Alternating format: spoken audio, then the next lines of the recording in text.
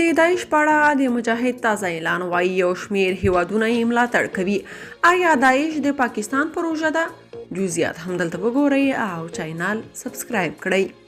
د اسلامي امارت ویان ذبیح الله مجاهد له ملي ټلویزیون سره په مرکه کې ویلي چې داعش کله کله په پټ او مهارت سره داسې بریدونه ترسره کوي چې په خبرې زموږ د خلکو د تجربو په اساس نږدې 1 سلنه دي.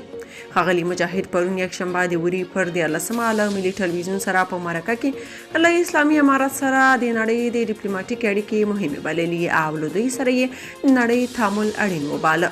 د ښاغلي مجاهد په وینا داعش په افغانستان کې له منځه تللی او جریب خاوره هم په اختیار کې نه لري. هغه زیاته کړې ده چې داعش د خلکو له ګڼه ګوڼې څخه په ګټې اخیستو ځینې چاودنې کوي چې د تیرو تجربو په پرتله د داعش بریدونه 1 سلنه هم نه دي. ښاغلي مجاهد په هیواد کې د داعش موجودیت ادعا رد کړه او هغه یې پروپاګنډا وبلله. د اسلامي امارت د ویان په وینا یو شمېر هیوادونه په خپله په افغانستان کې د داعش ډله پراخوي او د خپلو ګټو لپاره ترې ګټه پورته کوي. که څه هم هغه د کوم هیواد نوم وانخیست، خو شنونکي وایي دا چې سیمه کې پرته له پاکستان څخه ټول هیوادونه داعش سره مخالفت لري، نو ښکاري چې پاکستان د امریکایي ډالرو ترلاسه کولو لپاره د داعش ملاتړ کوي. دا په داسې حال کې ده چې داعش ډلې په کابل او د هیواد په نورو ولایتونو کې د ډیرو خونړیو بریدونو پړه پر غاړه اخیستي او نړۍ په افغانستان کې دغې ډلې پر حضور اندېښنه ښودلې ده.